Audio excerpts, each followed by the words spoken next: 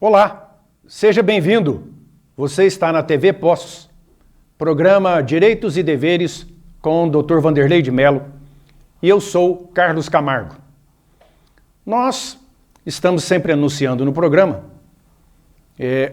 o novo endereço do escritório do Dr. Vanderlei de Mello, na Rua Santa Catarina, número 80, Sala 1, aqui no centro de Poços de Caldas, próximo ao terminal de linhas urbanas. E também reiteramos a doutora Luciana e sua equipe, que sempre está aí, atendendo a solicitações para festas de casamento. Se você estiver interessado, é 99967-6276, 99967-6276. No programa passado, para quem nos assiste aos sábados, no finalzinho houve um corte. E eu explico isso aos telespectadores, que em televisão é preciosíssimo tempo. E às vezes a gente ultrapassa um pouquinho, começa a falar sobre um determinado assunto, vai se empolgando e ultrapassa o tempo um pouquinho. E como a TV Postos está em conexão de rede com a TV Cultura de São Paulo, sábado, 9 horas da noite, ela já conecta no Jornal da Noite da TV Cultura. E quando entra em rede, se eu estou aqui falando na gravação, corta para entrar a rede. Mas então é isso, quem nos assiste aos sábados, 8h30, 20h30, às 21 horas. Domingo não tem problema. E nos outros dias do domingo, ao 12h30. E passa também nos outros dias da semana, segunda, terça, quarta. E eu estava falando no programa passado, e no finalzinho houve esse corte, e eu vou repetir aqui para os telespectadores, que inclusive alguns que eu encontrei falaram, você estava falando quando eu ainda não tinha terminado de explicar o negócio, houve o corte. Então, estou voltando para terminar o assunto. Falava eu sobre o julgamento do processo de Lula com relação ao triplex do Guarujá, aquele apartamento à beira da praia, que foi julgado e condenado pelo juiz Sérgio Moro. Agora, depois de todo esse tempo, o Supremo Tribunal Federal entendeu que Sérgio Moro agiu de forma errada, de forma parcial, porque foi feita uma gravação clandestina, ilegal, por hacker, aonde pegaram conversa do promotor de justiça, o procurador Dallagnol, lá de Curitiba, com o juiz Sérgio Moro, eles conversando sobre o processo e tramando algumas coisas que iriam fazer, as providências que iriam tomar. E o Supremo entendeu que o juiz agiu de forma errada porque ele estava já tendencioso a condenar. Que isso não é atitude de um juiz. Bom, que seja isso correto com relação à atitude, mas foi incorreta porque o Supremo não poderia aceitar uma prova ilegal. Porque a Constituição Federal é clara, sempre ela, a Constituição Federal tão vilipendiada ultimamente, sempre ela diz que as provas ilícitas não serão admitidas. Então, em direito, tudo gira em torno de provas. Mas se a prova não for lícita, legal, não tem validade nenhuma. E aquela gravação foi feita por um hacker, não teve autorização. Nós temos uma lei especial, que é a Lei de Interceptação Telefônica ou de Meios de Comunicação, e ela não foi observada em momento algum.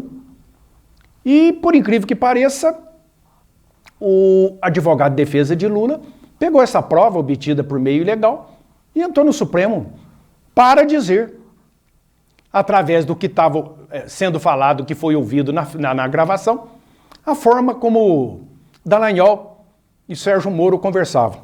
Ou seja, mostrando que o juiz estava sendo já tendencioso a condenar Lula. Coisa que espera-se que o juiz faça somente no momento da sentença. Levaram em consideração isso. Pasmem, por incrível que pareça.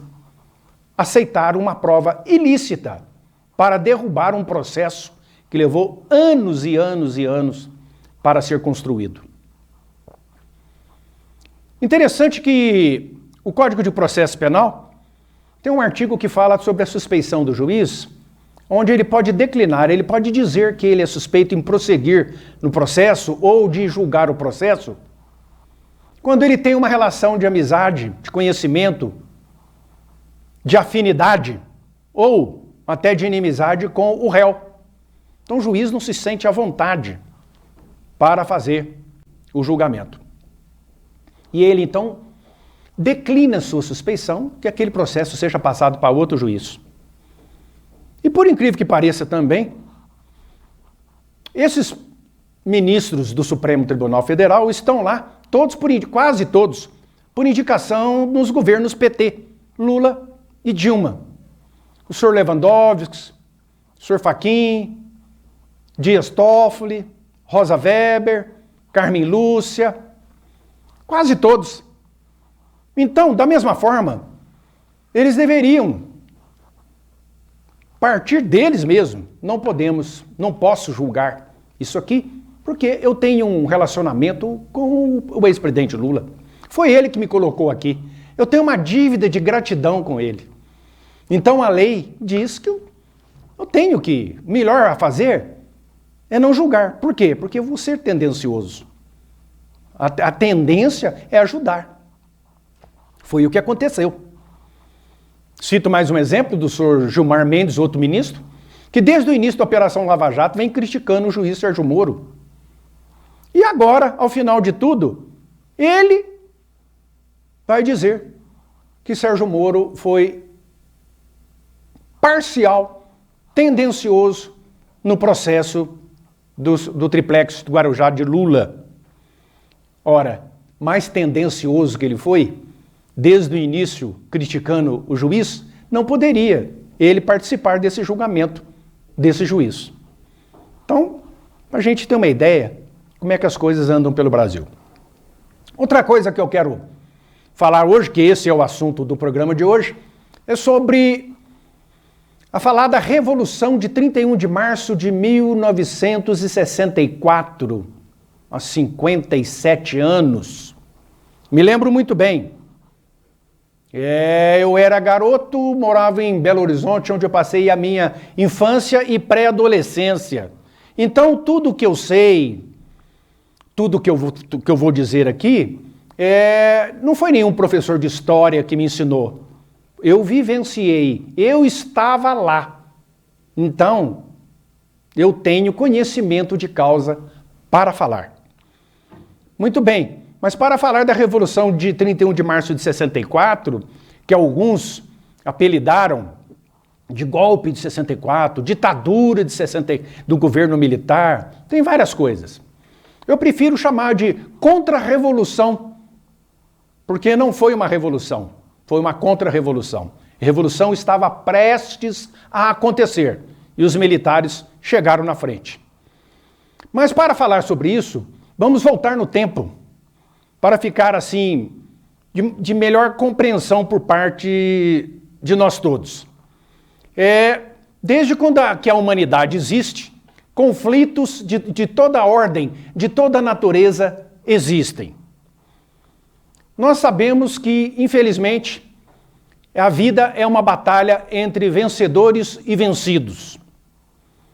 Logicamente, quando alguém se perde uma batalha, ele, quando vai se referir a ela, não se refere nas melhores maneiras.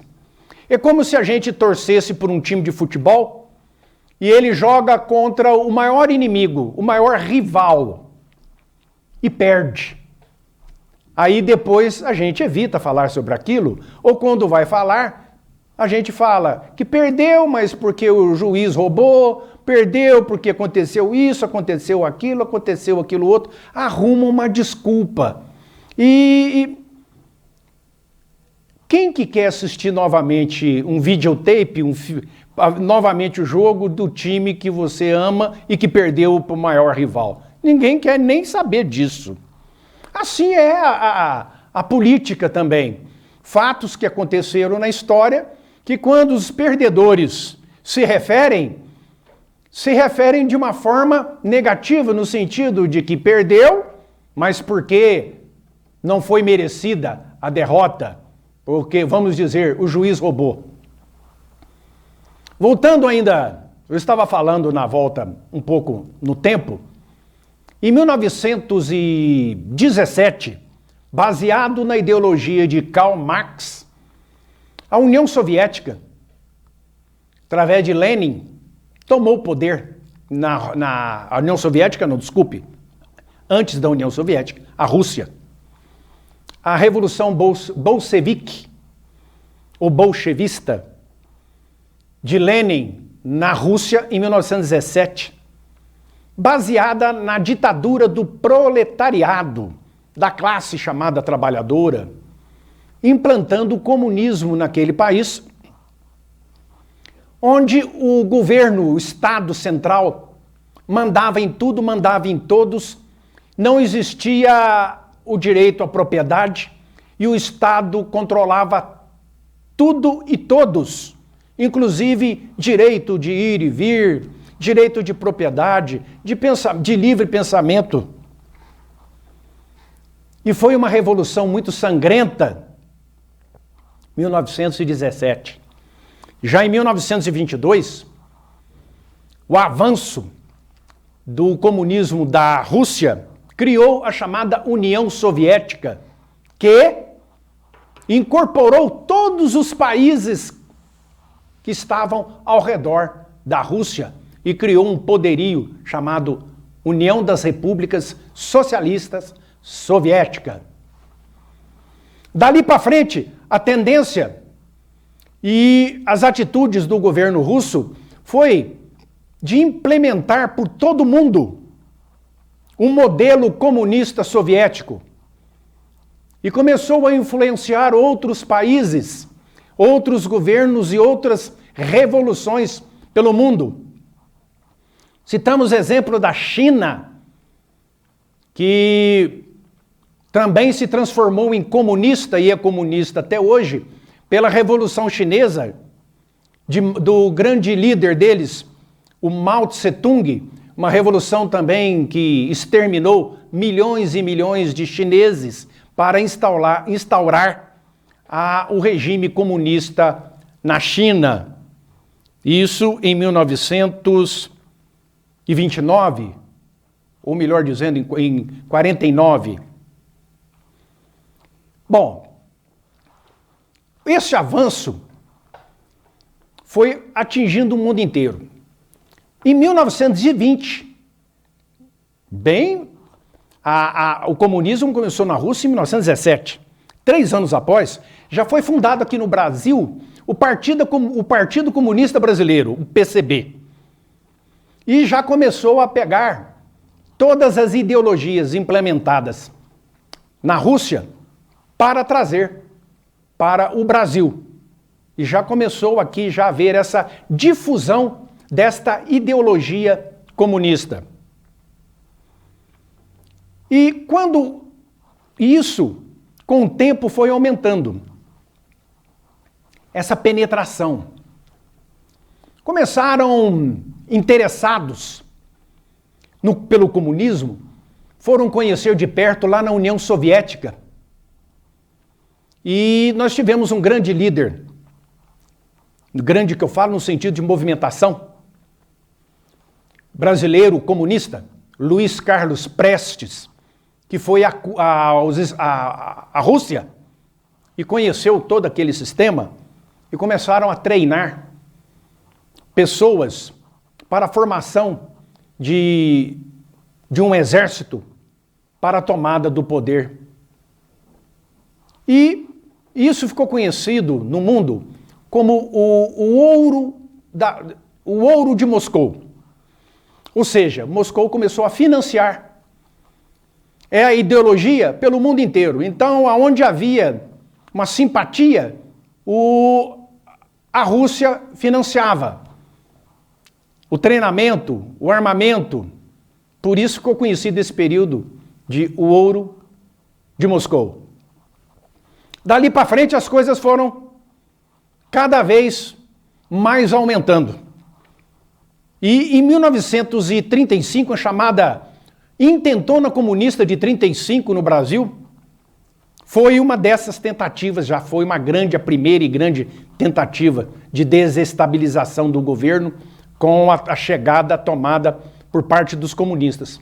Mas isso foi rechaçado e os comunistas perderam. Daí para frente tem mais alguma coisa para falar. Muita não, pouca não, muita. Mas daqui a pouco a gente continua.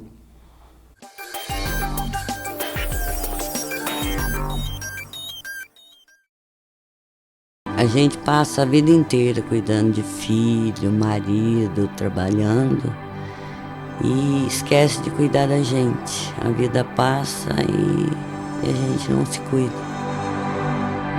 Eu tenho até vergonha de sorrir. Eu ainda brinco, vocês vão ver, um dia eu ainda vou dar um jeito nos meus dentes, vocês vão ver só.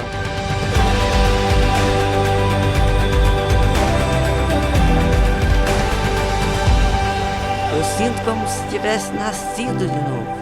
Eu ganhei uma nova chance de ser feliz.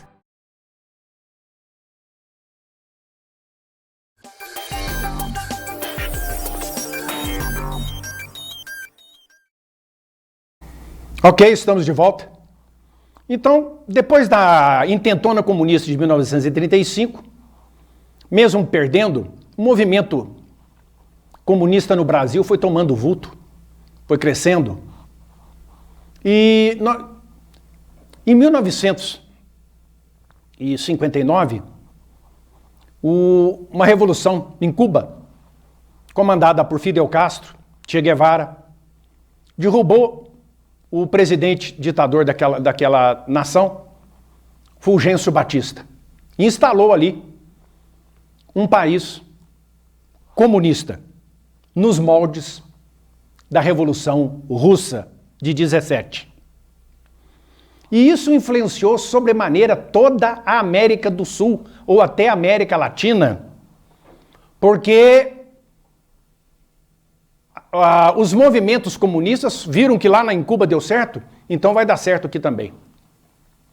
Mas para falar sobre isso, a gente tem que voltar também lá na época de Getúlio Vargas, que esse movimento comunista já estava muito atuante, mesmo com a repressão do Estado. Depois nós tivemos o início de toda essa chamada confusão, foi ali no governo de Jânio Quadros. Jânio da Silva Quadros, um matogrossense, que veio para São Paulo, professor de geografia, foi candidato a vereador, foi prefeito de São Paulo, foi governador, deputado estadual, deputado federal e presidente da República.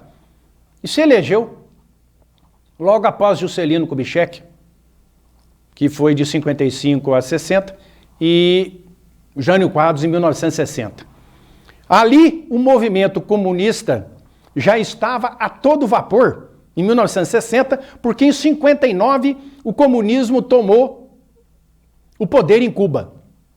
Então já existiam no Brasil grandes facções, grupos terroristas que foram treinados na Rússia, agora União Soviética, na China de Mao Tse-tung e em Cuba. E aquilo já começou uma efervescência no governo do Jânio Quadros. Ele tinha como vice João Goulart, que também gaúcho e cunhado de Getúlio Vargas, foi ministro do Trabalho de Getúlio Vargas e sempre posicionou o seu lado de esquerda, de viés de esquerda, politicamente falando, e sempre muito simpático ao comunismo, desde quando ele foi implantado, né? Então, o João Goulart, que era conhecido também pelo apelido de Jango, João Goulart foi ministro de Getúlio Vargas, depois ele foi vice-presidente de Jânio Quadros.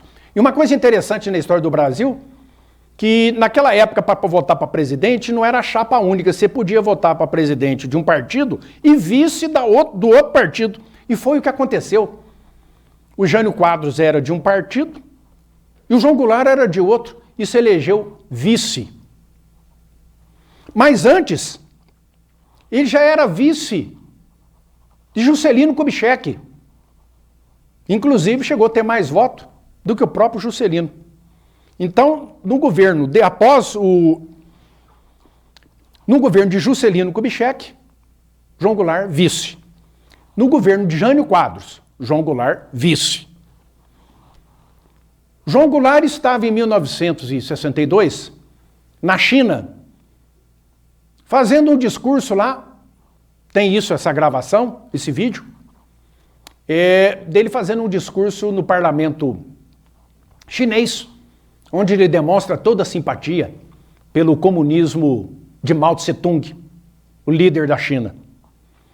Enquanto ele estava lá, Jânio da Silva Quadros, que não tinha respaldo, estava sentindo dificuldade de governar, porque ele não tinha respaldo do Congresso Nacional, ele resolveu não interagir, porque no sistema presidencialista, o presidente sozinho não consegue nada. Ele está à mercê do Congresso Nacional, Câmara dos Deputados e Congresso e o Senado Federal. E o Jânio deu as costas e tentou governar sozinho, não deu satisfação para esse povo.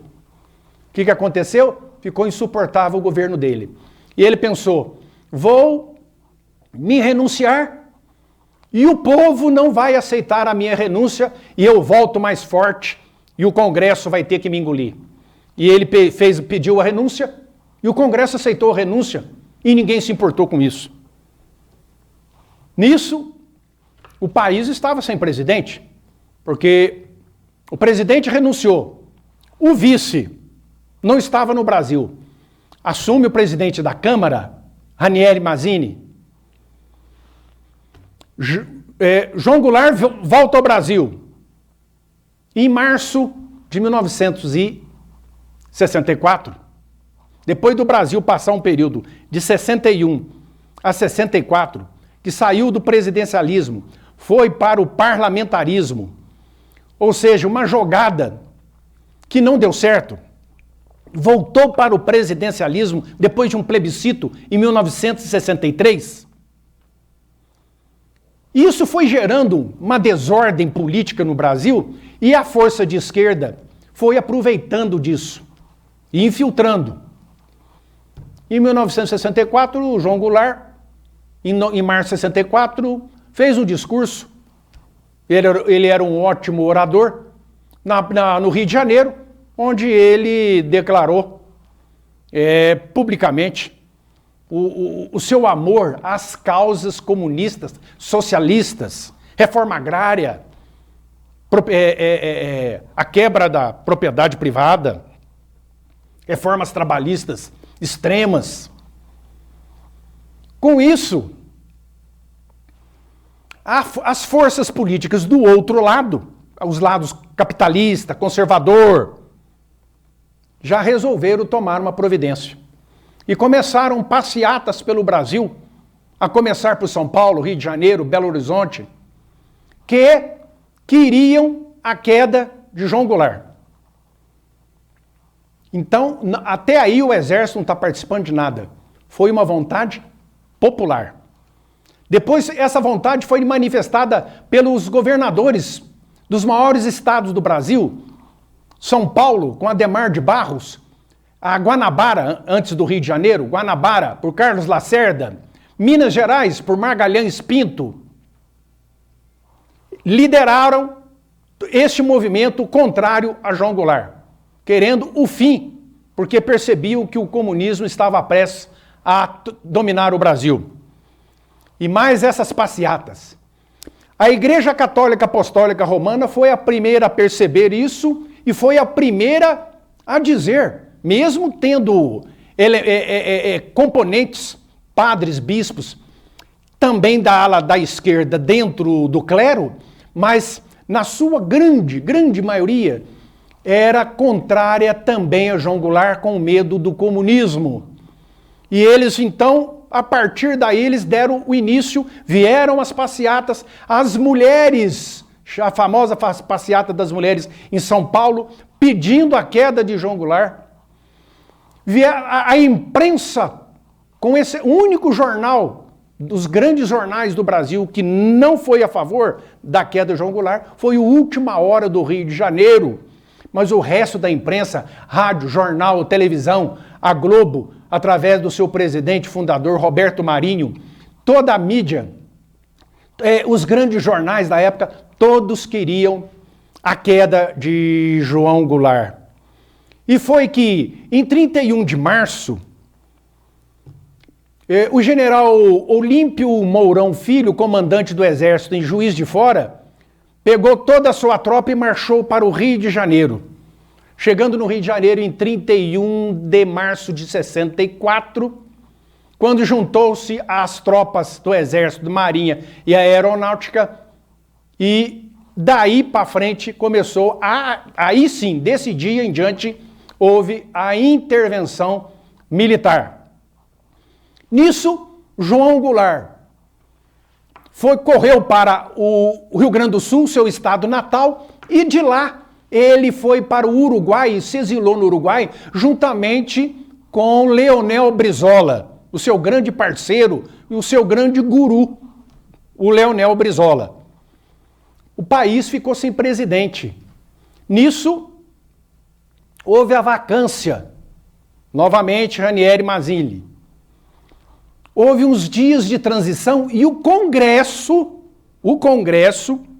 elegeu o general marechal, na época, Humberto de Alencar Castelo Branco, que passou então a assumir a presidência no ano de 64.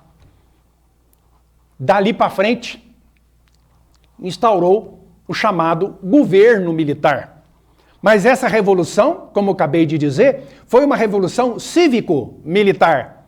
Ela primeiro foi de civis e depois foi agrupado aos civis os militares. Os civis quiseram. Isso que eu estou falando não é opinião, é história. Então, quem quiser realmente saber a verdadeira história do Brasil, é isso aí. Mas o movimento revolucionário de esquerda que queria tomar o poder e o movimento de direita chegou na frente. Mas os movimentos de esquerda não se deram por vencido. E a partir de 1964, desencadeou no Brasil uma era de terror, com os grupos terroristas revolucionários de esquerda agindo de forma violenta, com sequestros de embaixadores, com assaltos, com todo tipo de violência para desestabilizar o governo e tomar o poder, porque a ordem era tomar o poder através da luta armada, nos moldes de Cuba, de Fidel Castro e Che Guevara, da China, de Mao Tse-tung, da Rússia, de Lenin. E isso foi um período muito conturbado na história do Brasil, essa década de 60 até início de 60.